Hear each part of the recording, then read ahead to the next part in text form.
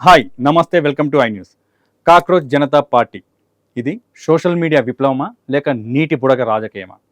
దేశాన్ని మార్చేస్తాం, సిస్టమ్ను కూల్చేస్తాం, యువతే అసలైన శక్తి అంటూ సోషల్ మీడియాలో కొత్త కొత్త రాజకీయ ప్రయోగాలు చేస్తూనే ఉన్నారు, వస్తూనే ఉన్నాయి. కానీ ఒక్క ప్రశ్న, likes, reels, spaces, YouTube lives ఇవి నిజంగా దేశ రాజకీయాలను మార్చుతాయా?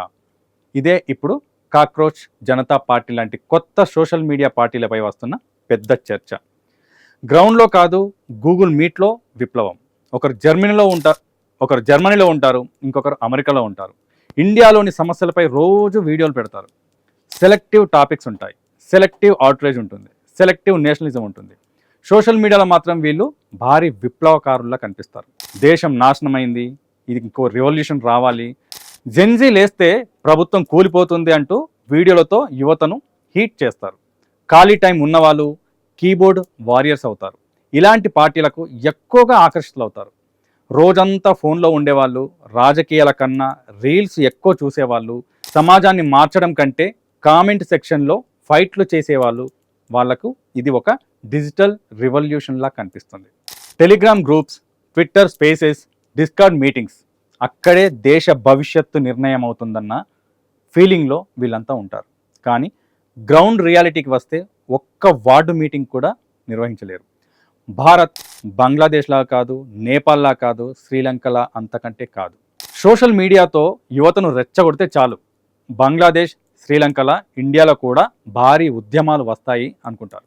కానీ భారత్ నిర్మాణం వేరు.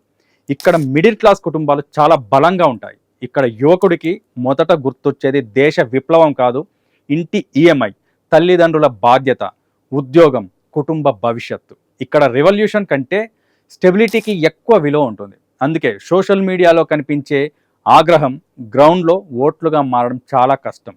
సోషల్ మీడియా హైప్ నీటి బుడగ. ఒక వీడియో వైరల్ అవుతుంది, ఒక స్పేస్ ట్రెండ్ అవుతుంది, కొన్ని వేల మంది జాయిన్ అవుతారు. చూసేవారికి కొత్త రాజకీయ తుఫాన్ వచ్చినట్లు అనిపిస్తుంది. కానీ కొన్ని నెలల తర్వాత అదే పార్టీ కనిపించదు. అదే నాయకులు మరో టాపిక్లో బిజీ అవుతారు.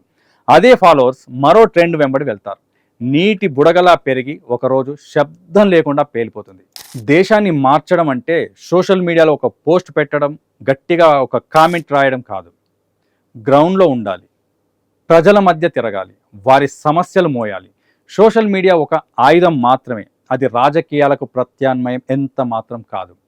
లేకపోతే కాక్రోచ్ జనతా పార్టీ లాంటి ప్రయోగాలు ట్రెండ్ అవుతాయి, ట్రోల్ అవుతాయి, చివరకు మాయమవుతాయి. సబ్స్క్రైబ్ చేయండి, షేర్ చేయండి. Thank you.